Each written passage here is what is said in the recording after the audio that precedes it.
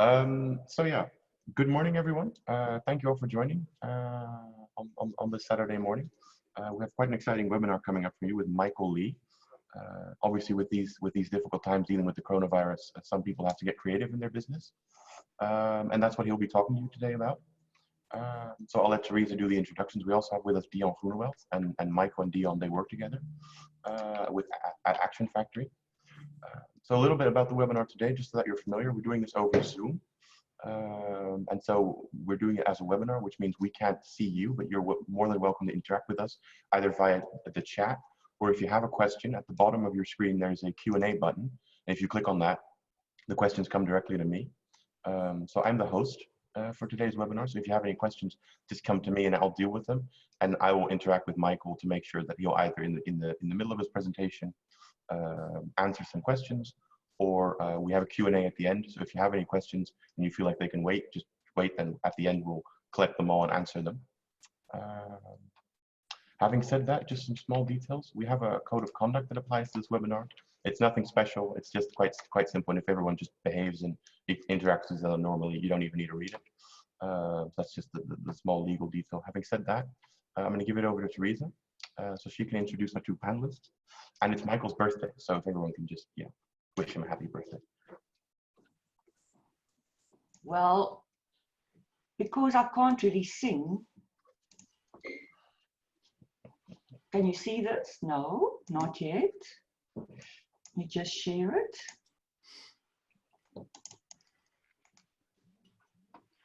That's for you, Michael. Can you see that? No. I cannot. Oh, no. Oh, there it is. Now I see it. Now I see it. All back to you.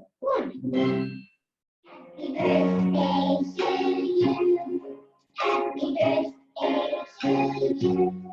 Happy birthday, happy birthday, happy birthday to you. That's from all of us to you. Thank you for sharing your day with us. Thank you so much. Happy birthday to me.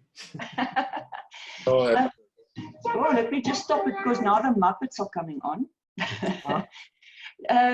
Michael and Deon are both from our ICR register.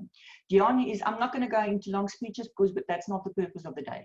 Deon is one of our agencies, our training provider, Action Factory, and he and Michael are working together on a new course, which I'm sure they'll tell you a lot more about in a bit, and that's all about creativity and how to change the way of thinking and doing things.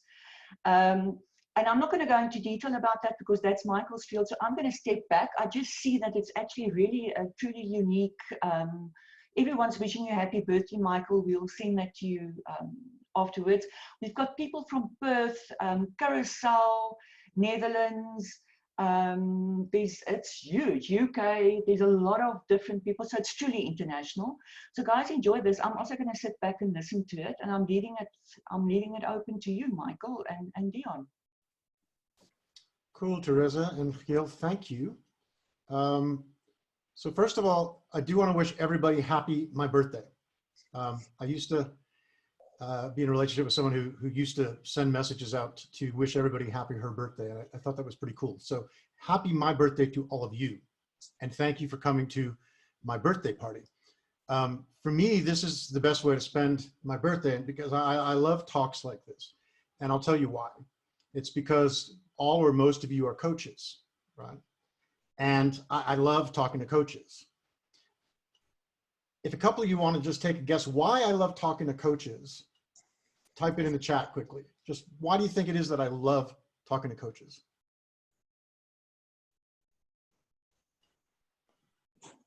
Okay, someone's asking why. Nobody has a guess? I love talking to coaches because if I work with entrepreneurs, when I work with entrepreneurs or companies or business people, they're going to take the things I teach and they're going to use them for their benefit, and that's fine, right? But if I'm talking to coaches, I know that you guys are going to take the things I teach and use them for a whole bunch of other people's benefit. So, there might be one person I'm talking to, right? One person I'm working with. That person maybe is going to benefit 10 or 20 or 100 people. Today we have, I think, about 40 people right now on. The 40 of you are not going to just benefit the 40 of you, right? There's going to be hundreds or even thousands of people that might benefit from one thing you take from today. You know, and if it was a lot more people, then a lot more people would benefit. So to me, I love talking to coaches because yes, you're open-minded, you know how to listen, and you love to hear what I have to say. Absolutely, right? So thanks for those comments. But the most important thing is that this conversation we're having today is going to affect more than just 40 people, because that's what you do, right? You're coaches because you want to help other people. You want to support other people. And so I really want to thank you like a great deal for being here today. And whatever you get from today, I know and really appreciate that you'll bring it to others and benefit them too. So the multiplication of the impact is amazing, right? Because we all need two things right now in this time that everybody finds quite insecure or uncertain, right? One of the things we need is a sense of where things are going. And the other thing we need is to figure out how we're going to make up for the money that we lost in most cases. Lots of people, and maybe you're not one of those people, you know, because as coaches, maybe it doesn't affect you as much, but certainly your clients, it probably does. The situation we're in now, you know, we're in a situation that certainly has affected the kind of people that you might be involved with. So to get a sense of the room, I'm going to ask you guys to do a couple things before we get going really fast. And that's this. Can you please type into the chat? You've already typed in where you are sitting. So can you please type into the chat what kind of coaching you focus on? Yeah. Can you type that in the chat? What kind of coaching you focus on? And if you can, what is the biggest problem you're noticing in your clients over the past weeks?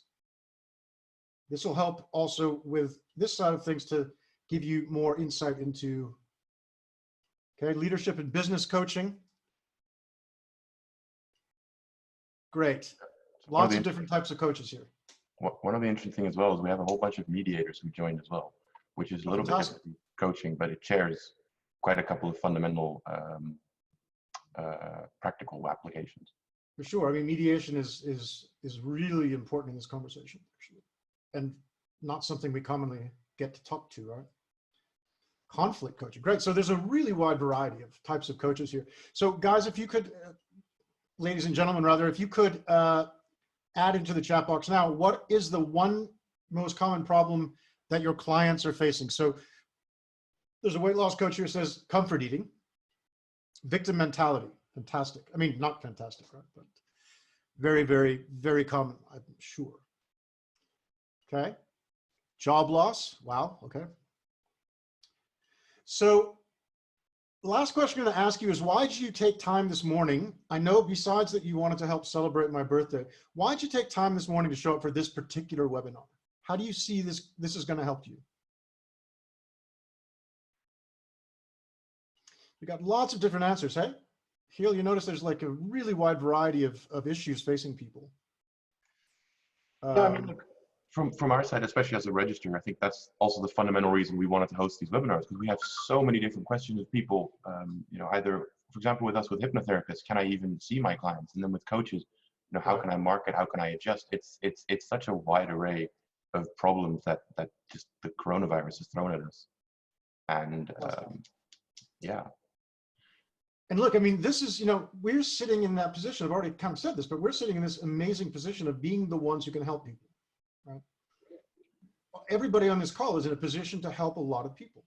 And we're able, as Deon, you know, shared before we started, you know, we're able to shift our business model quickly. We can, most of the time we can, you know, like you said, there's a few kinds of things like hypnotherapy that might be less clear, but mostly we can do our coaching just like this. So we're not in a difficult position that way. For us, I think the difficult thing is how do we help our clients, right? So there's three things we're going to touch on today. One is creativity. The second is the idea of celebration, and we're not going to talk much about that, but I had to throw it in because it's my birthday. And the third thing is, like you said, there's something that Deon and I are launching now, which I think some people will be very excited about. So hopefully that's good with everybody. So I'd like people to type into the chat box the word yes, or in fact, actually raise your hand if you know how to do it. If you don't know how to do it, type yes. If you would like to be more creative than you are. There's some hands coming up. Keep your hand up. Don't change it. If you'd like to be more creative than you are, we got like a lot of hands coming up. Cool. Okay. Now, I'm going to let those hands don't take them down, keep them up, right? Keep them up because I'm going to ask you a second question and see who keeps their hands up afterwards. So if you are, would you like to be more creative? I'm just checking the hands. If you'd like to be more creative, put your hand up, keep it there. So the fact is, right, and some of you may know this, that most people in the world are less creative than they could be. And how we know this for sure is that a guy named George Land, who used to work for NASA, and this was a number of years back, he did a survey of 5-year-olds. He worked with NASA doing the sort of creative work with engineers and scientists to make sure that they maximize their creativity. So he did some work with 5-year-olds to test when is it that we begin to be challenged creatively. And anybody want to guess? You can type it in. What % of 5-year-olds scored in his test as creative geniuses? Anybody want to guess in the chat box? I'm just looking to see what you guys guess. Well, lots of guesses coming. 100%. Nope, not quite. 95, 99, great. Good guesses, guys. The answer was 98%. 98% of children at the age of 5 tested as creative geniuses. Now, statistically, that is possibly 100%, right? The margin of error. He went back and tested the same children at age 10. Does anybody want to guess at age 10, same children, not different people, same children? What was the percentage that still tested as creative geniuses at age 10? Any guesses in the chat box? 25, 50, 60, not bad, not bad. 30% was the number, 30% of 10-year-olds, same kids. So between 98% dropped to 30% in those 5 years. He went back at the age of 15 and same kids, 15 years old. Anybody want to guess this? Or are you not wanting to be depressed? 15%, 10%, good guess is 12% was the right answer. 12% of 15-year-olds, same children, tested out creative geniuses. At this point, they were kind of depressed and they decided to change the focus and try different people. So they went and surveyed a group of 280,000 adults over the age of 20. Does anybody want to guess now, finally? The average adult with a big survey population, average percentage of adults that score as creative geniuses. Yep, you guys are pretty close. 2% was the number. So statistically, you could almost say, right, that statistically, all 5-year-olds are creative geniuses and all adults are not. Now, that includes you. So if you didn't raise your hand yet that you'd like to be more creative, then I would love to hear from those who didn't raise their hand, why not? If you don't mind. If you'd like to type into the chat for us, why don't you want to be more creative? Or do you just don't like to raise your hand or didn't know how? So we're comparing, we're looking to see the guys that didn't raise their hand, why you said that, why you chose to not be more creative. But the bottom line point of this is why, right? Why are we losing our creativity when we grow up? You're also welcome to type guesses in there. Because the most common guess is education, right? People get educated and we lose the ability to be flexible in our minds. We get taught what's right, what's wrong, and how to do it. Conditioned, Tabiso says. And that is one answer. There's a guy named Ken Robinson. He did a TED Talk, which was the most watched TED Talk ever, bigger celebrities and so on. And his TED Talk was about how education ruins creativity. And you can go check that out. But there's a second reason, which is quite obvious, which is also that society itself, right, mandates the way education is structured. So our society up till now has been a society that did not want to reward creative thinking. It wanted to reward the kind of thinking that makes you know what's right and wrong, right? And there's a third reason, which I'm going to get to shortly, which is not a commonly discussed reason, but it's the most important of them, and it's what today is really about for you as individuals and also for your clients. So those of you who do have your hands up, I want you to keep your hand up if, and I'm going to have a little bit of a, before I ask you this question actually. One of the things we know for sure, right, is that today things have become very uncertain.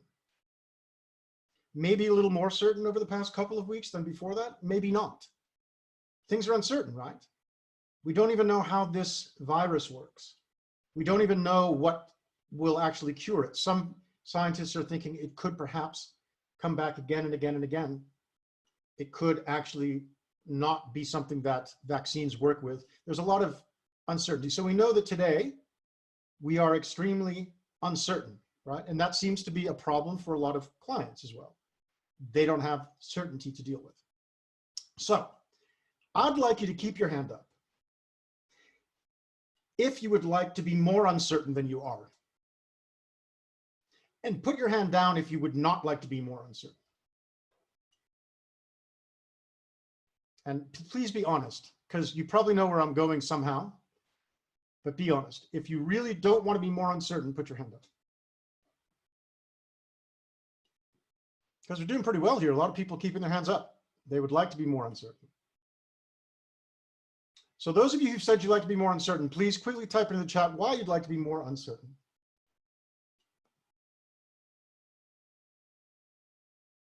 Because the third reason that limits our creativity as adults is becoming adults. 5-year-old children don't have a need, right? They don't have a need to take care of anything. They don't have a need to worry about their jobs. They don't have a need to think about how they're going to survive. See, here's a little tip for those of you that might have this happen to you. If you're walking through the jungle and you come across a lion, how many different ways do you think you want to approach that situation? You don't have a gun or anything like that, right? You're just walking there with maybe with your friend and you come across a lion. There is how many different ways to approach that? And guys, feel free to type stuff in the chat because normally I'm used to talking to people, hearing people. So feel free. As many as possible. Many. No. Let me save your life here. There is one and only one way to deal with walking into a lion in the bush. Maybe there's two, but the second one is not very nice. Right? Stare the lion in the eyes, gently, not aggressively, and you pick your arms up and try to make yourself look bigger, and you begin to back away gently. You can make noises. Whatever you do, don't be threatening. No. Okay, someone just wrote run. Not a good strategy. It has been proven over time that running is the worst strategy possible. Why? Because lions are not creative. They have one response to thing running away from it. What do you think that is? Yes, that's correct. It will chase you. And guess what? No one here is faster than a lion. So unless you plan to outrun a lion or approach the second strategy. The second strategy is make sure your friend who's with you is slower than you. As I said, not a very nice strategy, but it can work. Point is to survive when we're in survival mode. Here's the secret, right? Survival mode is not creative and it doesn't need to be. Most of the time when you're in absolute survival mode, you need to rely on the thing that you always know works. If you run into a lion in the bush, don't get creative.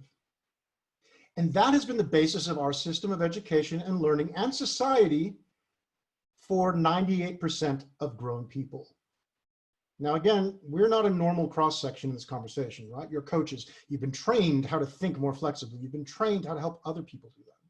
But if you look at your client base, you'll see that most people aren't very creative because they don't want to try new things, right? They don't want to risk trying something that's not proven. There's a great cartoon that's fairly famous online, which shows a boardroom, kind of old white guys, and the one guy says, "It's a great idea. I'm afraid we can't try it because no one's ever done it before." Right? And that's the way most people deal with stuff, right? They don't want to risk trying something new.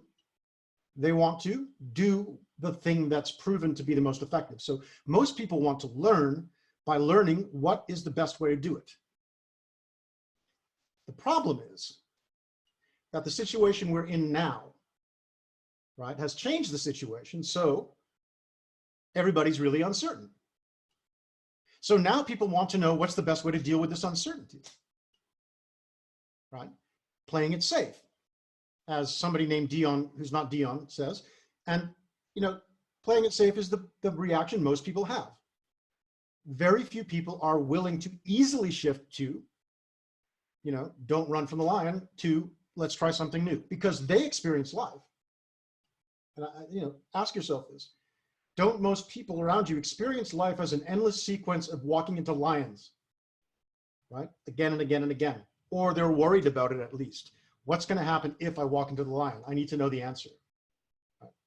So the problem we face is this. I'm going to ask you one more question, and then I'm going to get into possibly the most important statement of this entire webinar. The one question I'm going to ask you is this. Who wants to know by the end of today how to think out of the box?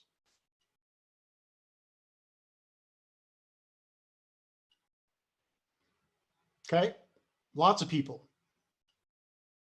So I'm now going to disappoint you. I'm never going to teach any of you how to think out of the box. And here's why. You can't do it. It's impossible. It can't be done, right? In the 1960s, late 1960s, this guy named John Adair made up this phrase, or maybe stole it from somebody probably, right? Let's think out of the box. And since then, lots of business people like to use that word. Hey, we're going to think out of the box. Human beings don't think out of boxes. We think into boxes. And you guys know this, right? Because you're coaches. There's two things humans do really well. One of them is be creative. Unfortunately, we use the second thing to crush that as we get older. And the second thing is judging things, right? Think about it.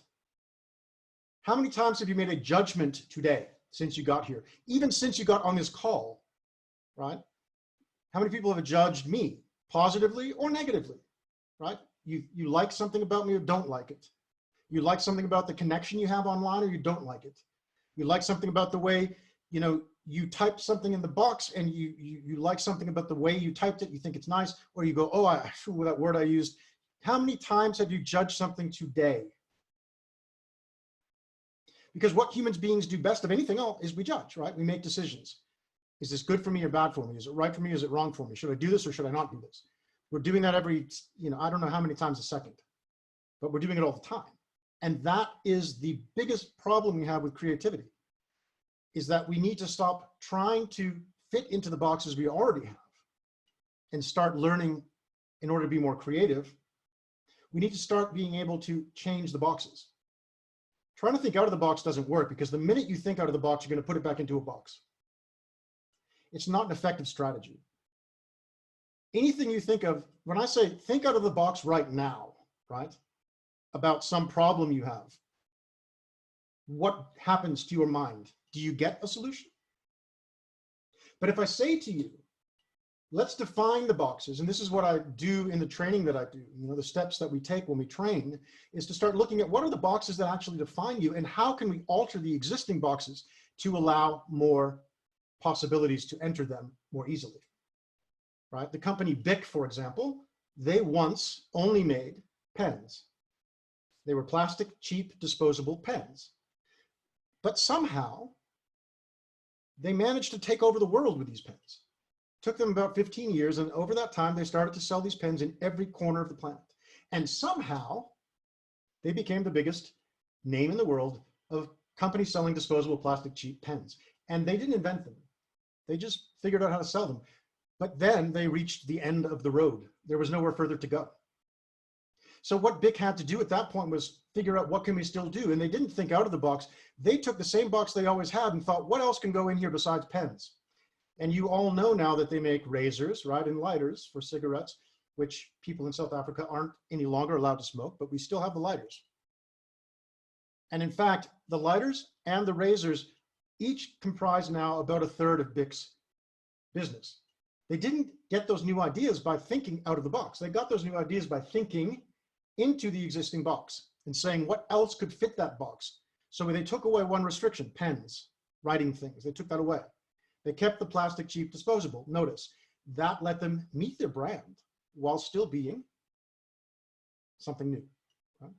So do you see how I mean that thinking out of the box is very ineffective, while thinking into the box can become very clear and simple? How can you expand the boxes you already have? Because the problem is this, right?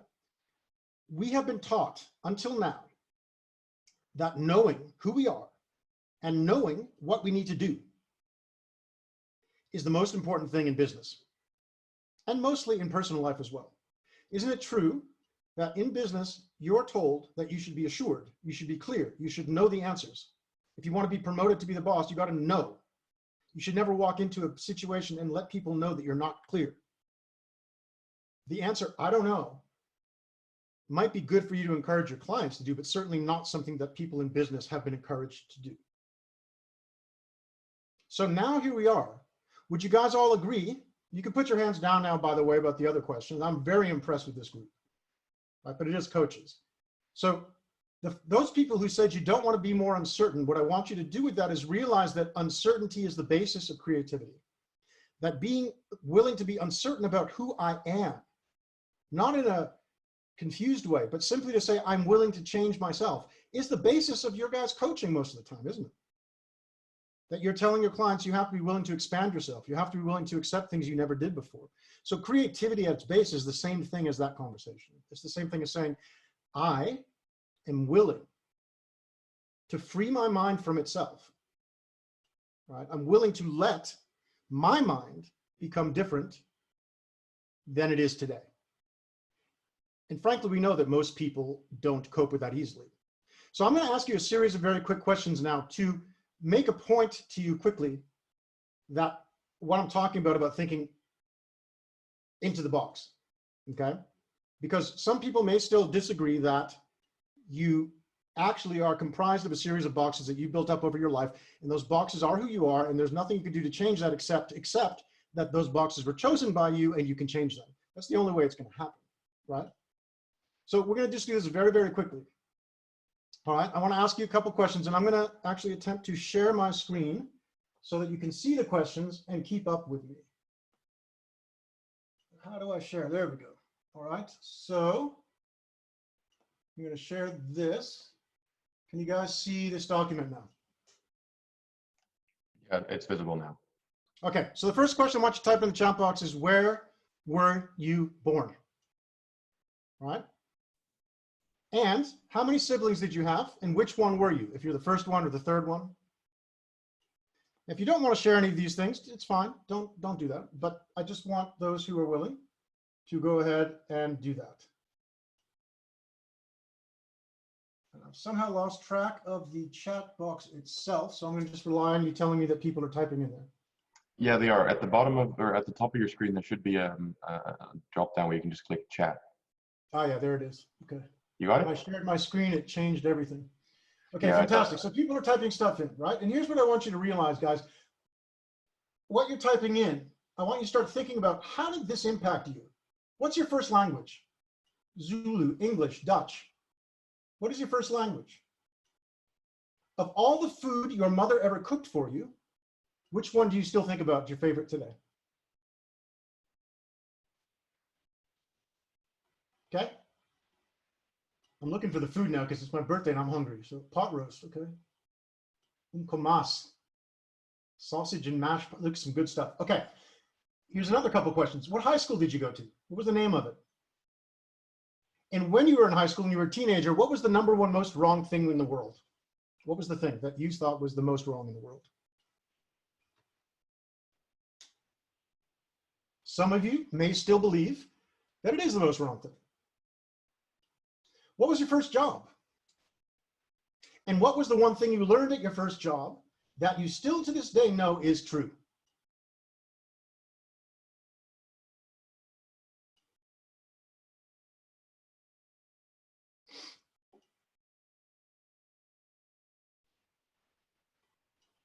Okay, what's your favorite form of exercise? And what is your favorite food?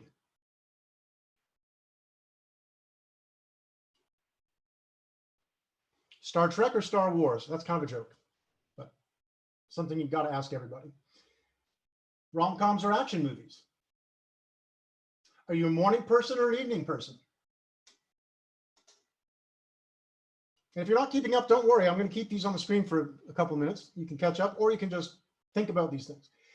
Are you patient or are you impatient? I'm impatient. I can't wait for anything. When something's in front of me, I want to get there, right? Me, I prefer neither rom-coms or action movies, actually. What are your 3 biggest strengths? If someone asked you this in a job interview, they're probably right on the tip of your tongue, right? What are they? and your 3 biggest weaknesses, and your strongest opinions. This could be a pet peeve. Like, I hate when people say 6 of one and half dozen of the other. I hate that. Like, there was a movie with Jack Black, where he had this problem where any woman he would start falling for, he'd find something wrong with her, right? So all of us have those kind of pet peeves. What are those for you? And what most troubles you about the current situation? Is it what you already typed about your clients, or is it something else? And here's the question we really want to deal with. If your house was on fire and you can only take one thing, and I do not mean your child, you can only take one thing, not your child, what would it be? This is the most fun one. Dogs are not a thing, but appreciate it. Mountain bike, passport, good answers. And finally, what have you most got to lose?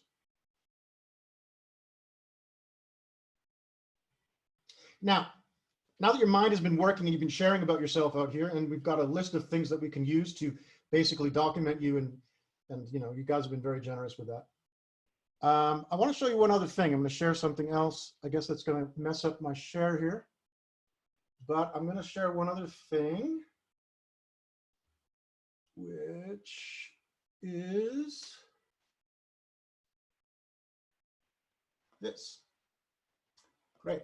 If I show you this list, this is from my very small and powerful free ebook. Deon, do you want to also type into the chat where they can download this book if they want? I'll post the link in a moment about that ebook. Cool. So Deon will let you know where you can download this, and I encourage you to do it while we're on the call. But also, I'd like you to look at this list of letters, and you can type into the box which one does not belong, which one doesn't belong. Which doesn't belong? Okay, most people say D. One person says O, which person Jacques who says O. Why do you say O? Most people say D.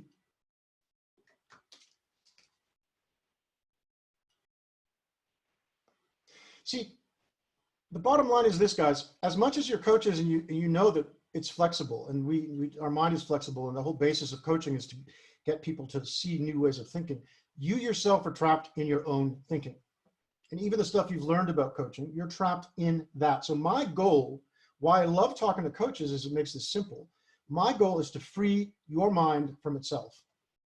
Your mind is its biggest enemy. You know that, right? You already know this. Your mind is its own biggest enemy because you don't see the places that your mind stops itself. Did we get any answer from why? Oh, because O is a hole. Is that the answer? I has no hole. Okay, good. So the real answer is all of them.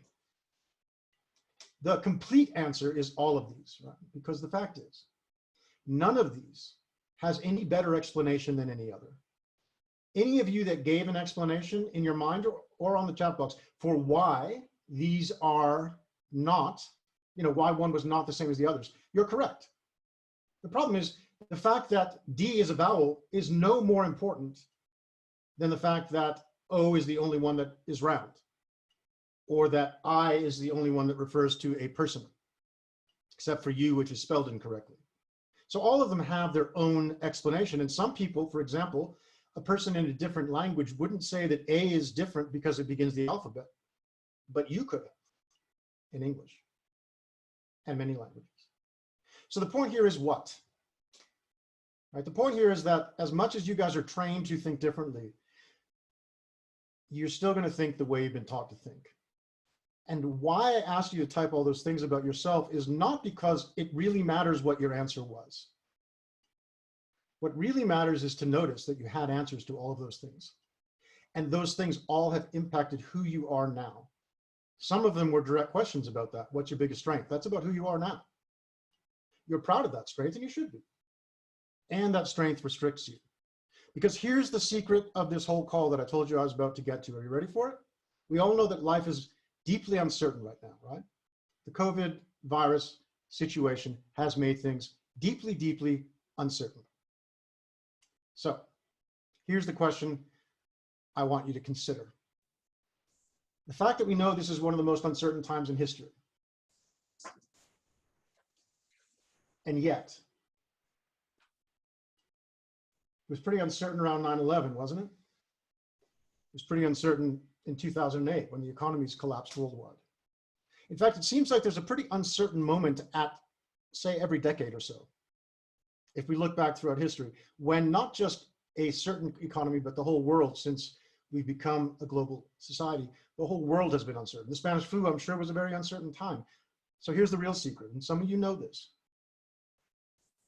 If you want the real secret, type yes in the chat box. I'm not giving it to you. No, only one person wants it. Okay. Oh, here come a few. All right. Theresa, that's cheating. You can't do that. Okay, ready?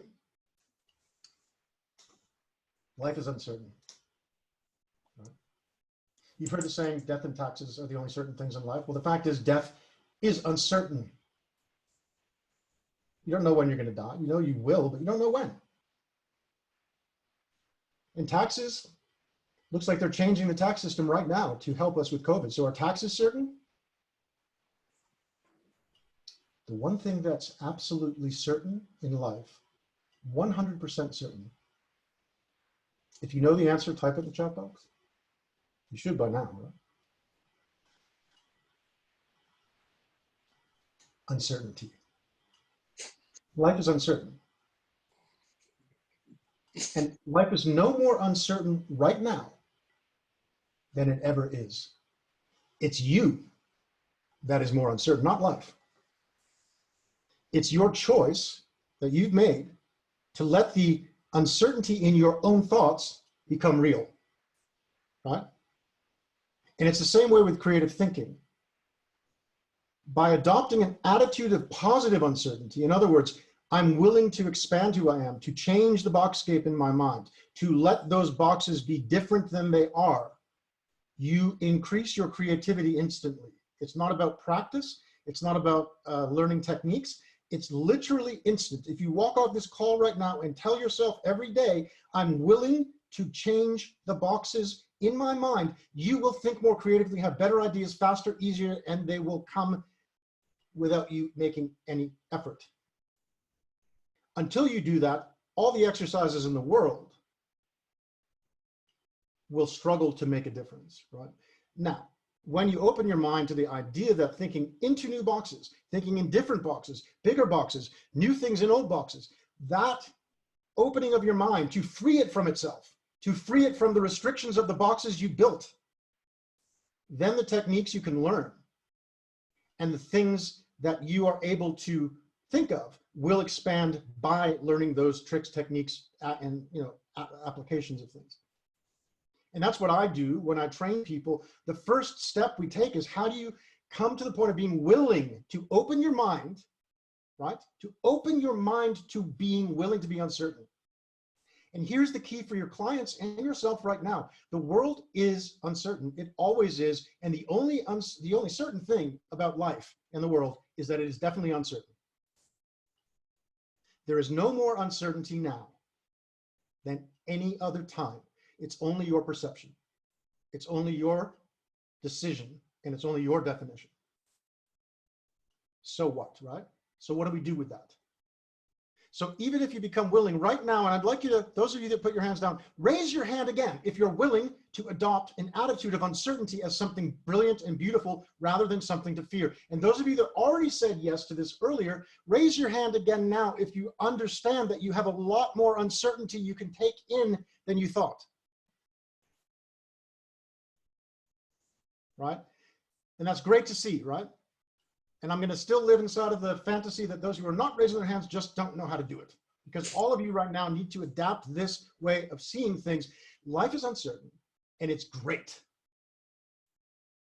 Because when you start to get into the reality, right, of life being actually that way, and start to relate to life the way it really is, instead of in our fantasy, then we can start to change the way we we deal with our creative thinking.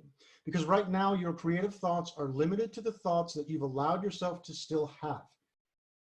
Every time you've put yourself into another box, what is your favorite food? What are your strengths? What are your weaknesses? What are any of those things we put on that list, and thousands of other things we could make lists of? Any of those things are limiting your ability to think as openly as you did when you were 5. And that is the problem. And that's why, most adults, almost all, have lost their creativity, because we don't treat it as something we have to preserve. Right now we're all living at home, and exercise for some people is difficult. And we know that when we don't exercise, we get unfit. And yet we think we can just be creative. No, we have to adopt the practices. But before adopting those practices, we have to adopt the reality. Life is uncertain. It's beautiful that life is uncertain. And I got to stop trying to make it certain, first of all, by saying, this is who I am. And this is not just an accident that it's happening now, right? Because like I said earlier, the world has always valued clarity and certainty in people. The way to be powerful, the way to be considered to be a great leader was to be certain. And yet 50 years ago, Alvin Toffler wrote a book called Future Shock, which said that the world was changing so rapidly that people couldn't keep up with it anymore, and they were starting to get sick. And that was Future Shock. 50 years ago, he said this. And 50 years ago, he already identified, along with a number of other thinkers he quoted, that we were approaching a time when everything about humanity was going to change. That was a bigger change in humanity than the time that animals came out of the ocean onto land. That was a bigger change than the Ice Age. That was a bigger change than when people began to speak or began to write. It was the biggest change in human history, and it was coming. And for 50 years, futurists have said, it's coming, it's coming, it's coming, it's coming. Well, maybe it's here. See, maybe this time that we're uncertain about is actually the time when we get to shift. When we get to say that the reason that 5 out of the 10 top skills listed by the World Economic Forum 5 years ago as being essential in 2020 are creative thinking skills. 5 out of the top 10. 50% of the most important skills listed in that list: creativity, problem solving, decision making, flexibility in thinking. These are all skills that they said were the most important. Now, 2020. Forbes has said it's the skill of the future, creativity. LinkedIn, 1 year plus a few months ago, 1st of January last year, said, there is no better investment you can make than strengthening your creative skills. Why have all of these important places been saying this? Because for years, it's been moving this way, that the old way of thinking and doing things in which we need to be certain to be respected is falling away. And COVID, with all respect to the damage it's done and the deaths that are happening and the bad things about it, it has accelerated and made abrupt the need to shift. And instead of looking at this as a problem to solve, are you willing to look at it as a sudden call to greatness, right? As a sudden call to be able to say, I now have an easy way to explain to people, to myself and my clients, that the only way forward that's going to succeed, and why the World Economic Forum has already been saying this, and why LinkedIn, and why Forbes, and why IBM, and why all of these big companies that are involved in cutting edge thinking have been saying that creative thinking is the most important thing you can have skill in, is because we need to be adapting constantly now. Adaptability has been said to be the literacy of the future, right? That we must be able to learn, unlearn, relearn with the skill of how you guys know how to read and write. And that people in the future who will be illiterate will not be those that can't read and write, it will be those that don't know how to learn by themselves, that don't know how to adapt a learning attitude. Again, willingness to free your mind from itself. My message that I try to bring to everybody that I can is try to explain and make it clear to people why you have to be able and willing to free your mind from itself to make any difference now. Right? Sure, we could rename uncertainty as possibility, but we must be careful because it's not the same thing. And I appreciate, I'm just looking at the chat here, right? So possibility, if it makes it easier for you to get that leap, great, right? But uncertainty is exactly what it is, a lack of certainty. Possibility is the result of uncertainty. Uncertainty is possibly the most basic thing that exists in the world. And one of the ways we know this is this, right? I'm just checking my time here because I can go on long and I want to give you guys time for a Q&A. Uncertainty is like this, right? Have you guys ever gone for a medical checkup and then had to wait a few days for the result? Or perhaps you did an exam and you had to wait a few days for the result? When is your stress level highest? Type in the chat. When is your stress level highest? Because in a survey that was done of women who were being treated for breast cancer, the waiting for the results part is the biggest stress. Absolutely. Right? And yet, the women who were being treated for breast cancer had all gotten bad results. All of them got the result that they had breast cancer. And yet their stress level was much higher while waiting for that result than after they discovered the bad news. And this is not a, unusual thing, right? The fact is that uncertainty is not comfortable for us. Human beings like to be certain. We like to feel secure by being certain. And yet certainty is an illusion. Right? It doesn't exist. The fact that you have a job doesn't mean that you're more certain, right? It just means that your brain is thinking that you're feeling more uncertain, more certain, sorry, right? The fact that you have more clients doesn't make you more certain. Nothing can make you more certain except your own decision to experience certainty for yourself. And there are many studies besides the cancer one that I could run you through. But it's the same thing with education. It's the same thing with any experience where someone is waiting for something that they're scared of. Research has shown that the fundamental fear is fear of uncertainty. All other fears are growth out of fear of uncertainty. And that's why I said to the person who said possibility, yes and no. Possibility is a growth out of accepting uncertainty. When you accept uncertainty, you begin to see more possibility. But the fundamental thing that we must do is accept that the basis of creativity is uncertainty. And then we can go through steps and training and pieces to learn how do you take it forward and actually build the muscle that you need to build when you're exercising. Right? Because you've let that muscle over 20, 30, 40, 50 years go very soft. Right? The good news is, just like with Jim, it's not going to take you 50 years to build it up again. So I'm going to give you a few very specific techniques that can help us deal with uncertainty. And I want to remind you before we do that you guys know this as coaches, most of what we do is unconscious, right? Upwards of 90 to 95% of what we do every day, we don't think about. And I don't know how it's been affected with COVID now being at home and stuff. But the bottom line is that that we don't really actively deal with our subconscious very much. It just is on automatic. And I won't go into a lot of detail about it right now, but one of the biggest things you need to do to increase your levels of creativity is to start treating your subconscious a lot better. And again, as coaches, maybe some of you are very aware of this, but if you look at it, you'll notice that whatever's going on in your subconscious is not usually something you like to pay attention to. And the fact is that creative thinking comes from a merger or interaction of the conscious and subconscious minds. And without that interaction, you're not going to be more creative. You can't just push the subconscious out. Right? So let me give you a couple techniques, and I'm going to run through them quite quickly. There are things that we would go into in a lot more depth if we had more time. But the basic thing here is I want you to understand that it's your responsibility, right? As coaches, having received whatever you received so far, it's your responsibility to take that in and use it to the benefit of people. And I'm counting on you to do that, right? And in fact, I've gotten so carried away with this, I'm going to have no time to talk about celebration, but we'll squeeze it into the questions. Okay? Because I want you to notice something else. In the first few years of your life, when you're little, 5 years old and stuff, all we know is uncertainty, right? When you start dealing with life at birth, you don't know anything. You're not uncomfortable with uncertainty. It doesn't frighten you. Right? And slowly over time, it begins to frighten you. Can you imagine back to when you were 2 years old or 1 year old and you had to walk? And some of you may have kids that are not much older than that now or that age.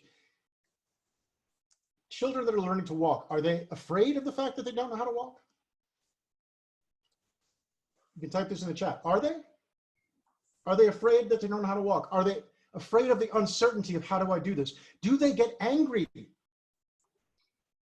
when they fail a couple times? Because what I want you to consider is what would happen if you took your mind now and stuck it back in you the day you were learning to walk. Would any of you be able to walk now? Any of you? See, when we're tiny, tiny babies, we are free, right? We make noise when we're hungry. We make noise when we don't feel good. But we don't have like a complex about it, right? We poo ourselves, we shout about it. We're in the moment, we learn, we experiment. But when we go to walk, we don't carry our brain that we have now with us.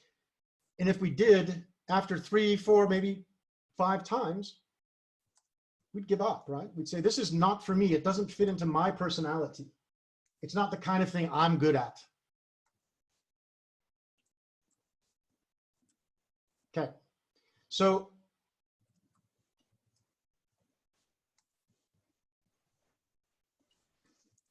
I like to say this very clearly to people, right? Is that literally, if you lived the way you live now in your brain when you were that age, you'd still be crawling.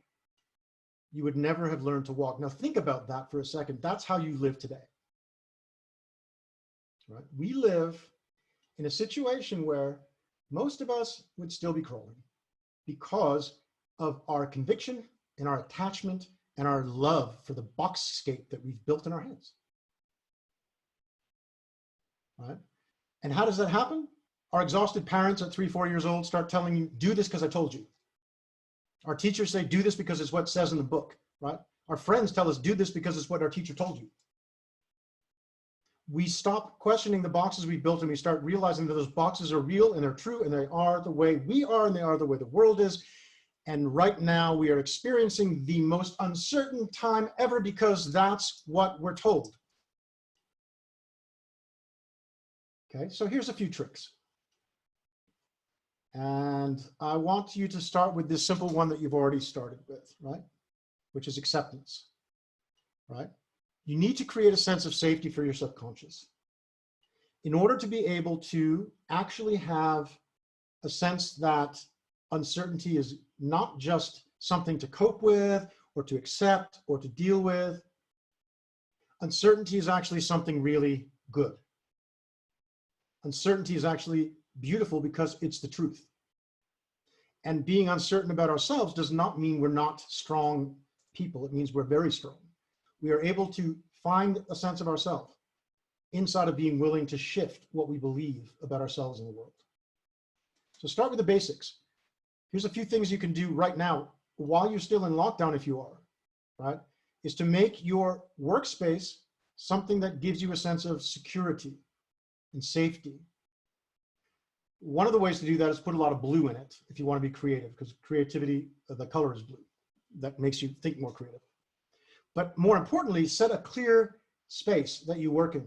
Don't jump around to different spaces. And if you need to jump to different spaces, have something that you take with you to anchor yourself, right? Basic NLP.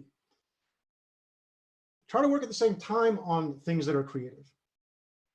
And, you know, obviously you're going to tell your clients the same things I'm sharing with you. With your clients and yourself, deal with the negative thoughts about yourself that you come against, right? Deal with them. If there's fear about the quote unquote uncertainty we're dealing with, deal with that fear. If there's confusion, deal with that. Do not just push it aside. Don't just say, hey, it's actually uncertain, that's cool, whatever. I'm not saying that, right? We're still dealing with psyches. We're still dealing with people's, you know, complications. So deal with that, but don't deal with it from a perspective of helping someone fix the problem, because there's not a problem. Uncertainty is the way it is. Right? So make sure that people have the ability to communicate with you very clearly, whether they're a client, whether they're a teammate, or even in your personal life, if it's a person that you are, you know, partner or anything. There was a study done by MIT, Union College, and Carnegie Mellon in the US some years ago. And it was a study that Google drew a lot from in the way they structured a lot of the way they work. Basically, in this study, they took two types of groups. One group was a group of people who had a couple of strong leaders and a couple of strong leaders, and the rest kind of equal. And then they had a couple of the other group, sorry, was a group that had basically equality among everybody. So nobody was a very strong leader. Now, those two groups, they found an interesting result. One was that the groups that did well on tasks did well in all the tasks, no matter what kind of task they were, no matter what expertise they demanded. The other interesting thing was that the groups that did poorly on all tasks. Now, Group A, couple strong leaders, very, very strong, rest not so strong. Group B, the ones where nobody was really a strong leader. Type into the chat box which one you think was the ones that succeeded.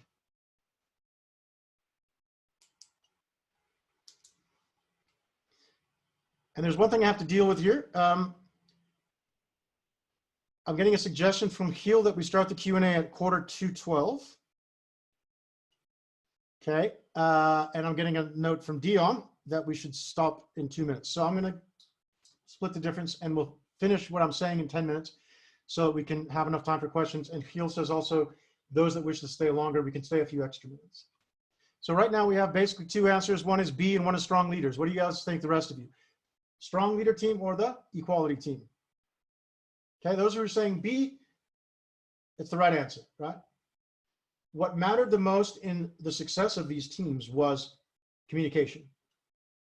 Communication, clear communication, equal communication. Teams that let people speak equally and listened equally were stronger than the teams that had a couple of very, very great leaders. The point here is this: if we're dealing with a time of uncertainty, and the uncertainty is only in people's minds, the time of uncertainty we're in is a result of the situation. It's not the situation. So if it's in people's minds, we need to be able to communicate clearly with our clients and the people we deal with and let them communicate their uncertainty, but reassure them that the uncertainty they're experiencing can be solved inside themselves. Again, they can free their own mind from itself. They can do that and they will become more flexible in their thinking immediately, right? So what we need to do is get people clear the situation is safe. It's not actually uncertain, right? Now, the best way we can predict the future is to create it, right? That's a quote from Peter Drucker. Another great quote is that worry is praying for things we don't want. The fact is that when we feel uncertain, our limbic system starts to fire. The brain sees a threat, and we do become all the things that uncertainty creates, including unwilling to take risks, right? And yet, everybody knows that now is potentially the best time to take risks that there could possibly be. Everybody knows that right now, those that manage risk and do it properly can build businesses more quickly and more easily than ever at normal times, because everybody else is not willing to take those risks. So the best thing we can do right now is to do the following things. One, stop worrying, right? Worry does not help anything. In fact, you guys know, again, that worrying is like a loop. The more you worry, the more you worry.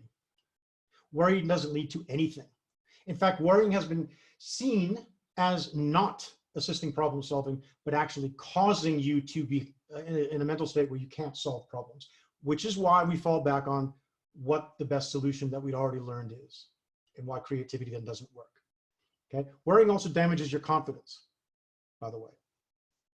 A lot of people think that seeking information about an uncertain situation will help us. Untrue. The more information you gather about the situation, the more uncertain you become. This is tested. And if you think about it in your own life, notice, the more you know, the more options you have. Right? The more options you have, the more uncertain you actually become in your head. And I'm not talking about choosing an option, I'm talking about external options you're finding in research. So at some point in the process, quite early, Seeking information doesn't help. So what does help? Right? And this is how you expand your creativity at the same time, because they're the same thing. Embracing uncertainty as real is the basic step that will get you to be more creative every time, as the basis of any learning you can do to expand it as a daily practice. So the next thing you need to do is this: focus on being present, in the present, doing the things that you know are right and enjoyable and good for you now. Mindfulness practices help with that, those kind of things, right? In fact, make a special place and time to worry about uncertainty. Like, pick a chair in the living room, and at 7 o'clock every night, take 15 minutes to go sit in that chair and worry about your uncertain life. Right.